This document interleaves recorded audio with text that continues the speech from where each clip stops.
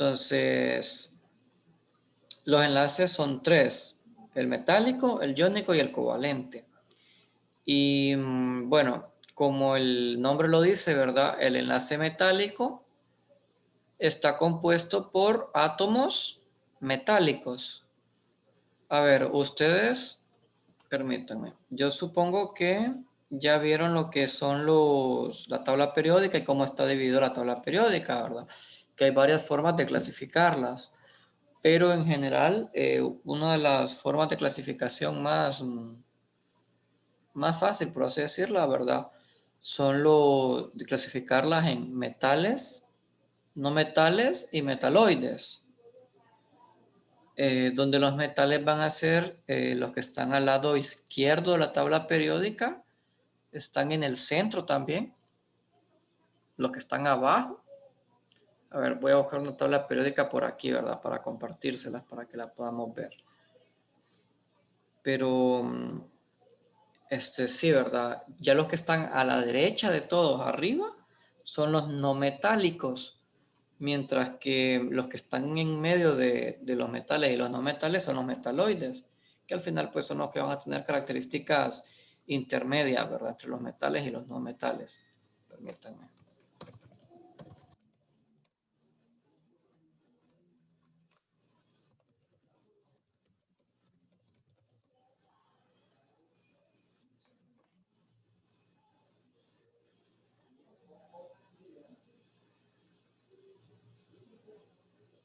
Entonces vamos a ver si me deja abrir. Ok. Abrir imagen. Ok, entonces comparto la pantalla para que miren. Igual, ¿verdad? Esto es simplemente para refrescarles, ¿verdad? Entonces, todos los metales van a ser todos estos que están acá hasta acá, ¿verdad? Entonces, sí, hasta aquí. Todos estos que están acá van a ser los átomos metálicos. Y bueno, estos que están en rojo, vamos a ver si le cambio el color o algo. Estos que están aquí en rojo son los metaloides. Y los demás van a ser los no metálicos, todos estos de acá. Tienen propiedades diferentes. Entonces, muy importante, ¿verdad? Entonces, estamos hablando de que estos son los metales. Estos son los no metales. Y estos que están aquí en medio vendrían siendo los metaloides. Ok, ¿por qué lo explico esto? Porque es importante saber, ¿verdad? De qué tipo de átomos son los que conforman estos enlaces químicos. Entonces, ahora sí, vamos a seguir acá. Los enlaces metálicos van a estar compuestos únicamente por átomos metálicos, como su nombre lo dice. Los enlaces covalentes van a estar conformados por átomos no metálicos. Y los enlaces iónicos van a estar conformados por un átomo metálico y por un átomo no metálico, es decir, la combinación. Y pues depende, ¿verdad?, del tipo de enlace que tenga una molécula, va a tener diferentes propiedades. Entonces, por ejemplo, las sustancias metálicas todas las conocemos, ¿verdad? Imaginémonos un pedazo de hierro, ¿verdad? Una lámina de hierro, una lámina de cobre. Entonces, por ejemplo, si hablamos de la lámina de cobre en específico, estamos hablando de algo que es duro, ¿verdad? Usted si es algo grueso, usted no lo va a poder, esa lámina, si es algo grueso, usted no la va a poder estar ahí, ¿verdad? No la va a poder doblar, no la va a poder quebrar.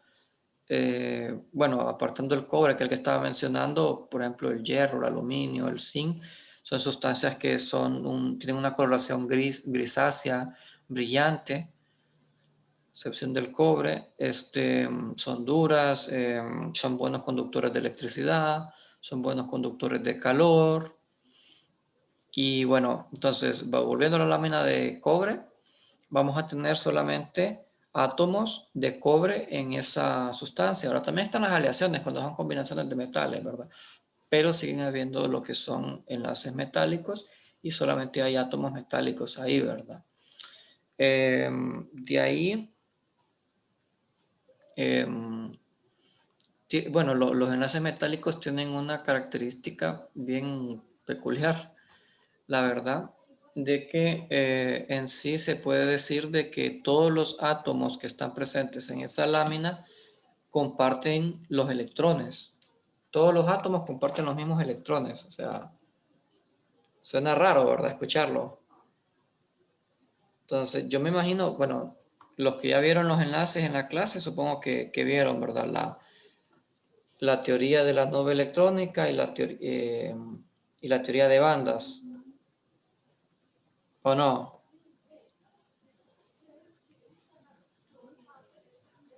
¿Vieron eso?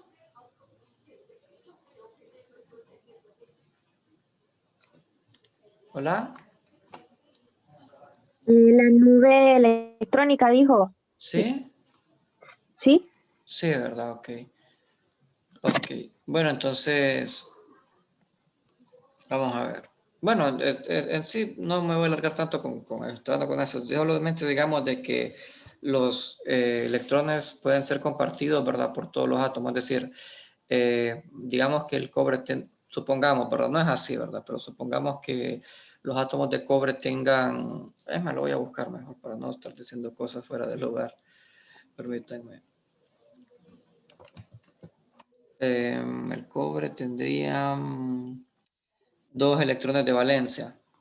Entonces, pero hay varios, ahí digamos que hay cinco átomos de cobre. Entonces serían 10 electrones de valencia por todo, ¿verdad? Hay 5 átomos y 10 electrones. Entonces, digamos que En la esos primera 10... capa. ¿Mm? No, de la última capa sería. Entonces, para simplificarlo de una manera, digamos que esos 10 electrones de valencia, que son de los 5, entre los 5 electrones, ¿verdad? De los 5 átomos de cobre, perdón, digamos que esos 10 electrones pertenecen a los 5. Los 10 electrones van a estarse moviendo de manera indefinida, de manera totalmente aleatoria, entre alrededor de los 5 átomos. Y bueno, esa es la peculiaridad que tienen en comparación al iónico y el covalente, que tienen unas formas más definidas, por así decirlo, formas más ordenadas de moverse entre ellos, ¿verdad? Claro que eso no se mueven de forma ordenada los electrones, pero para llamarlo de una forma, ¿verdad? Ya en los enlaces iónicos estamos hablando de las sustancias, bueno, mezclados de átomos metálicos con no metálicos. Tienen, en comparación a los enlaces metálicos, tienen un menor... perdón, otra cosa, volviendo a los metálicos, tienen puntos de fusión y de ebullición muy, muy elevados. Cuando hablamos de puntos de fusión, estamos hablando de aquella propiedad de que tienen las sustancias de derretirse en presencia de temperaturas, ¿verdad? Es decir, por ejemplo, para fundir un metal, al agregar fuego, al agregar temperatura, estamos hablando de temperaturas muy, muy elevadas. Es decir, para convertirlo de sólido a líquido, estamos hablando de que tenemos que utilizar temperaturas, depende del metal, ¿verdad? De 2000, 5000 grados Celsius, o sea, temperaturas muy, muy elevadas. Imaginémonos que el agua hirviendo tiene una temperatura de 100 grados Celsius, ¿verdad? Y bueno, el que se haya quemado alguna vez con agua hirviendo, ¿verdad? Bueno, y aunque no, ya tienen una idea más o menos de qué tan caliente es el agua hirviendo, a 100 grados Celsius aproximadamente. Entonces, ahora imagínense un metal, ¿verdad? 5000, 3000 grados Celsius, ¿qué tan altos son esos puntos de fusión? Y los puntos de ebullición son más altos. Los puntos de ebullición son aquellos para convertir una sustancia en estado líquida a estado gaseosa. Estado gaseoso, entonces son temperaturas muy, muy altas. Entonces, ahora, con el enlace iónico, estos puntos de fusión y de ebullición disminuyen considerablemente. Son, por decirlo de alguna manera, puntos medios. Estamos hablando de que para fundir, por ejemplo, el cloruro de sodio, que es una sustancia iónica, son 800 grados Celsius. Ok. No pueden conducir la electricidad de manera normal, tienen que estar disueltos en agua, por ejemplo, para poder conducir electricidad. Los enlaces metálicos no son solubles en agua, mientras que los enlaces iónicos sí lo son. Pueden conducir electricidad, solamente están disueltos en agua. Son como conductores de térmicos, ¿verdad? Conductores de calor, pues son regulares. Y estos están dados más que nada porque ceden electrones, es decir, donan y aceptan electrones. Por ejemplo, si nos vamos a la tabla periódica, nos fijamos, por darles un ejemplo, nos fijamos que el sodio contiene solamente un electrón de valencia, mientras que el cloro contiene 7. ¿Y cuál es el chiste aquí? Bueno, que siempre los átomos buscan completar la ley del octeto. Entonces, los que ya hayan escuchado la ley del octeto, pues ya saben más o menos de qué trata, ¿verdad? Y el nombre lo dice también, octeto viene de 8, ¿verdad? Entonces, el asunto es que ellos lo que buscan es completar 8 electrones en su capa externa. Entonces, si ustedes se fijan aquí, el sodio pues tiene 1 y el cloro tiene 7. Al cloro le falta lo que es un electrón. Entonces, ¿qué es lo que va a hacer? Que el cloro va a venir y va a aceptar el electrón del sodio y el sodio se lo va a donar. Y de esa manera el cloro obtiene lo que son los 8 electrones. ¿Por qué buscan completar el octeto los átomos? Bueno, lo hacen por el hecho de que ellos, al tener 8 electrones, son estables. Son estables y siempre van a buscar la estabilidad. Entonces, siempre van a buscar tener 8 electrones. Entonces, en este caso, una sustancia va a donar electrones y otras las va a recibir. Y entre más cerca esté un elemento a completar los 8 electrones, se dice que es más electronegativo, que se refiere a la capacidad de aceptar electrones.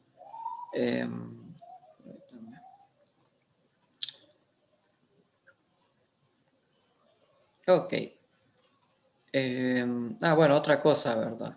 Si una sustancia gana electrones, estamos hablando... Ok, vamos a verlo, voy a dibujar aquí otra vez, ¿verdad? Lo voy a poner aquí el sodio y el cloro aquí pegaditos. Sabemos que el sodio donó un electrón y el cloro lo ganó. Entonces, recuérdense que los electrones son carga negativa. Entonces, si a algo yo le quito una carga negativa, es como que si ganase carga positiva. Entonces, a la hora de representarlo, podemos poner, ¿verdad? Al sodio con una carga positiva y al cloro con una carga negativa. Te podemos decir que el sodio es un catión y el cloro es un anión. Entonces, hablamos de catión cuando es un ion con carga positiva y anión cuando es un ion con carga negativa. Ion se refiere a cualquier sustancia que tenga cargas positivas o negativas. Ok, cualquier carga eléctrica. Y bueno, el enlace covalente ya es diferente. El enlace covalente ya no se basa en ceder, ganar o perder electrones, sino que se basa en la compartición de los electrones, siempre buscando la regla del octeto. Los átomos no ganan ni pierden electrones, sino que lo comparten. Está formado por elementos no metálicos y bueno, pueden estar unidos por enlaces sencillos, dobles o triples. En esto no voy a entrar en detalle porque lo van a ver en un futuro, ¿verdad? Más adentro en la carrera. Con las otras propiedades tienen puntos de fusión y puntos de ebullición muy bajos. No son muy malos conductores de electricidad, malos conductores de calor. Algunos pueden ser solubles en agua, otros no pueden serlo. Por lo general, ¿verdad? Las moléculas orgánicas están hechas de enlaces covalentes. Pero esa es otra historia, otro tema ya. Y los enlaces covalentes se pueden clasificar en polar o no polar. Y bueno, recuerden que estos covalentes son sustancias que comparten los electrones, entonces se pueden compartir de manera desigual o se pueden compartir de manera igual, o sea, de manera equitativa o no equitativa. Entonces los covalentes polares son los que se comparten de manera no equitativa. Entonces, lo que termina dando como resultado que una parte de la molécula sea parcialmente positivo y otra cosa sea parcialmente negativo. Recuerden que una parte va a tener más electrones que otra. Entonces, una va a tener más carga negativa que otra. Y los covalentes no polares, perdón, son los que comparten de manera equitativa lo que son los electrones.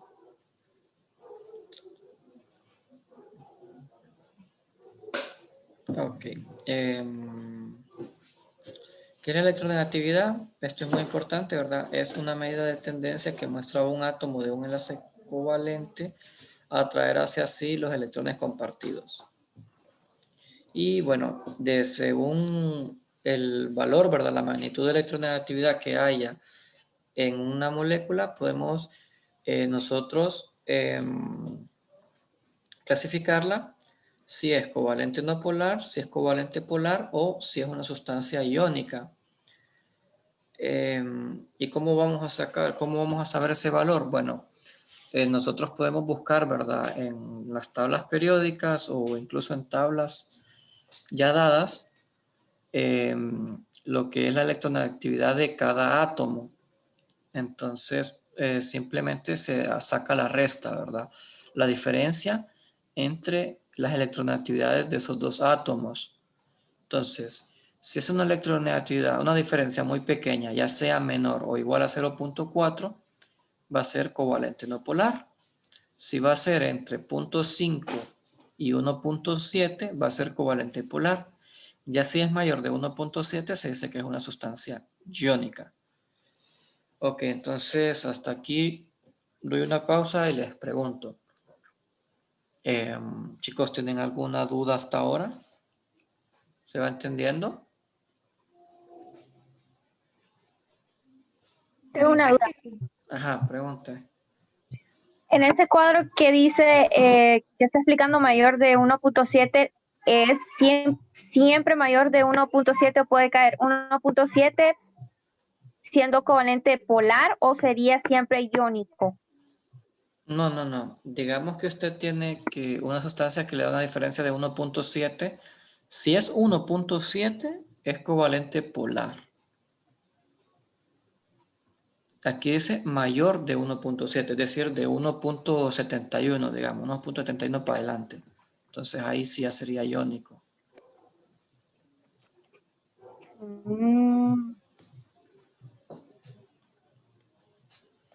Sí. A ver, ¿alguien más tiene otra pregunta? Gracias. De nada. Si aquí dijera igual o mayor a 1.7, sí, ¿verdad? Pero no, solamente dice mayor.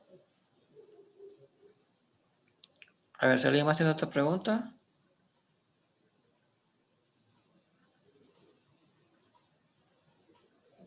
Sí, Ujú.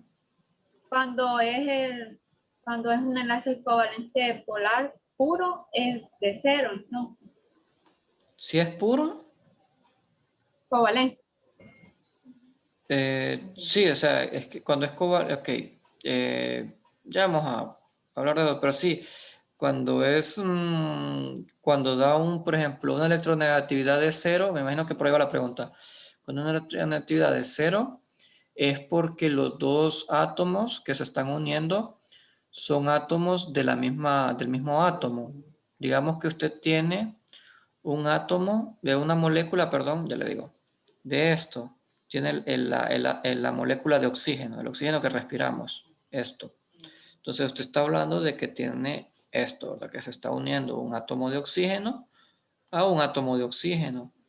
Entonces simplemente si nosotros restamos la electronegatividad de ambas, estamos hablando de no sé cuánto, digamos que es una electronegatividad X. De X menos X me da 0. Entonces tenemos electronegatividad igual a 0 porque es posible tener una diferencia de electronegatividad igual a 0. Es por lo mismo, ¿verdad? Porque tenemos átomos de del mismo tipo de átomo. No sé si será eso lo que se refería. Sí, sí, está. Gracias. ¿Ok? Y bueno, aquí es donde yo les decía, ¿verdad? Que esto está algo confuso. Vamos a ver.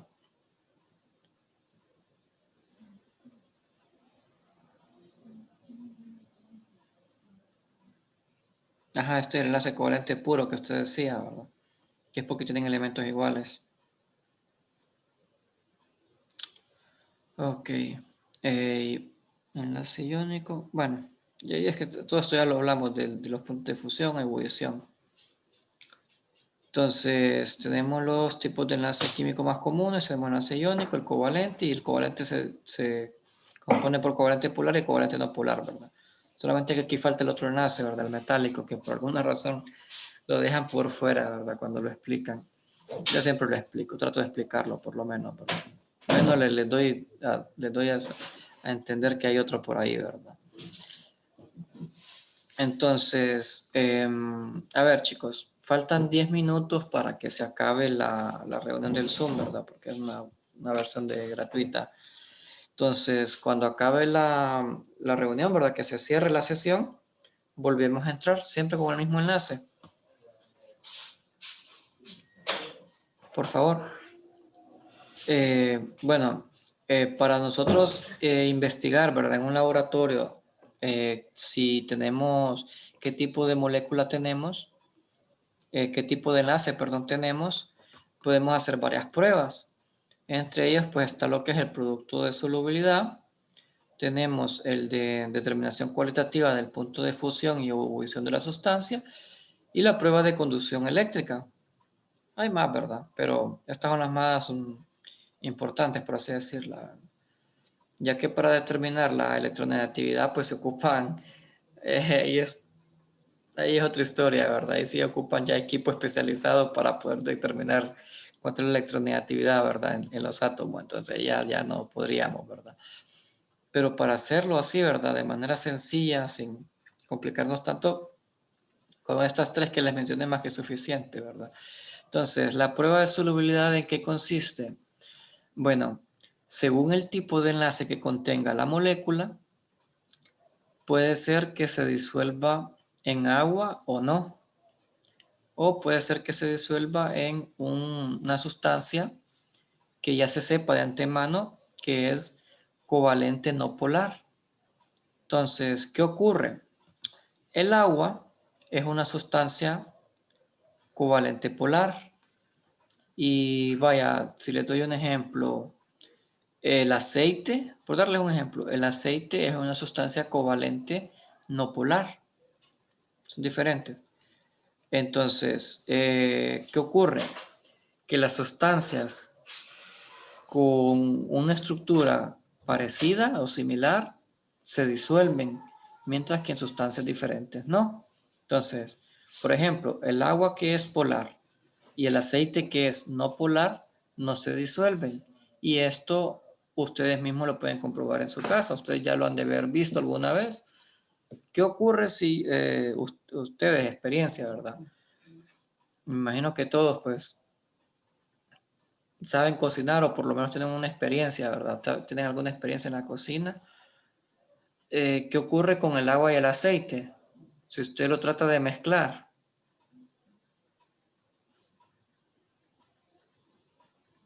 en un vasito, digamos, Se separan. se separan, ¿verdad? Se ponen en fases diferentes. Pero ¿y si lo agito bastante?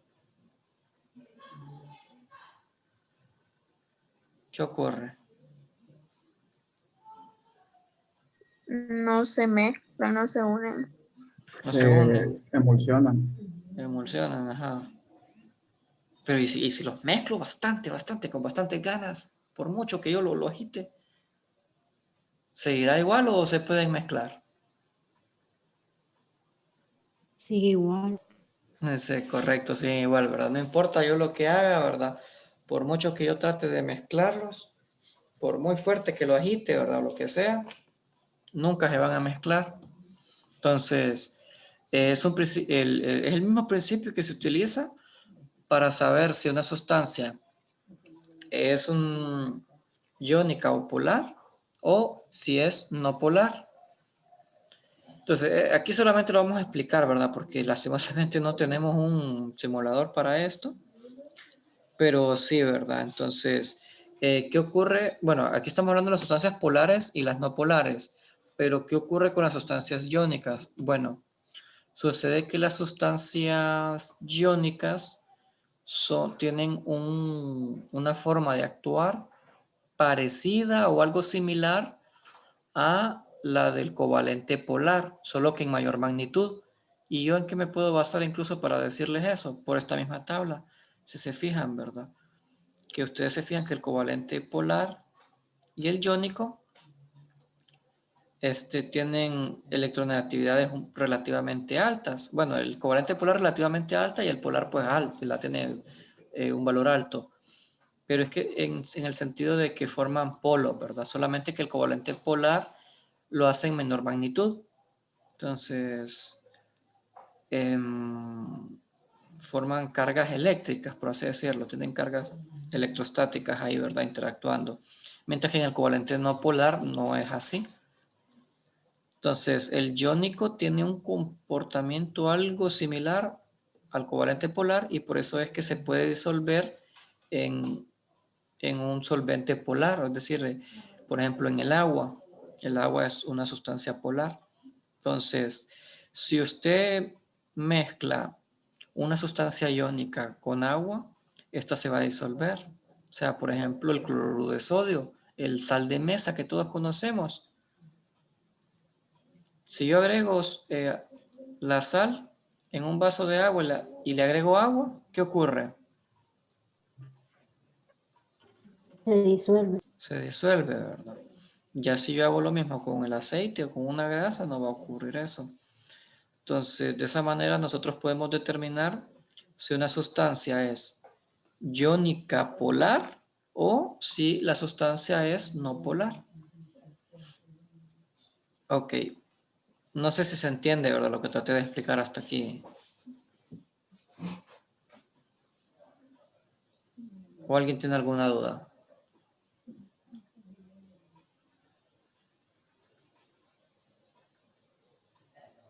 ¿Jóvenes? Hasta ahorita yo sí entendí. Ok. Bueno, entonces lo que se hace eh, para hacer esta prueba es que en tubos de ensayo se agrega la sustancia, ¿verdad? Que queremos estudiar, qué tipo de enlace tiene, y se hacen dos pruebas, una en agua y otra con un solvente no polar, por ejemplo, un benceno, tolueno, hay varios solventes no polares, ¿verdad? Cloroformo, lo han escuchado por ahí, ¿verdad? Entonces se pueden hacer en un laboratorio y pueden ver el tetacloruro de carbono, que son sustancias que ya se saben que son no polares. Ok, entonces la otra pues es la determinación cualitativa del punto de fusión y ebullición de la sustancia, ¿verdad? Que simplemente pues uno mira a más o menos qué temperatura las sustancias se derriten o ebullen. Entonces, si vemos que son puntos de fusión o puntos de fusiones bajos, ya sabemos que son covalentes. Si son puntos de fusión medianos, ya sabemos que son iónicos.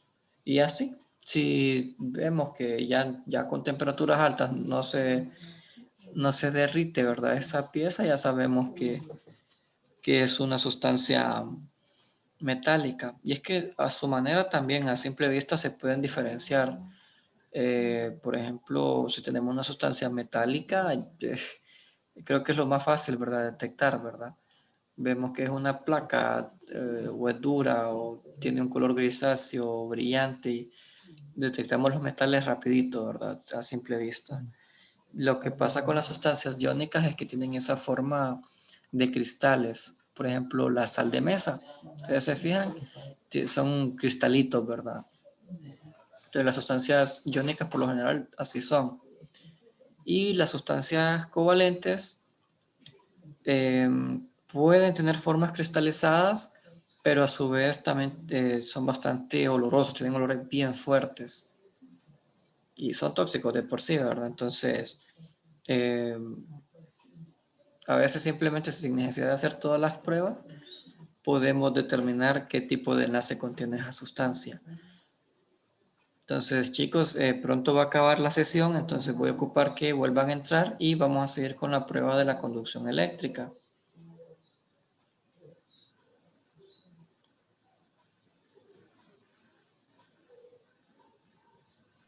Ok. Vuelvan a entrar, por favor. Ok.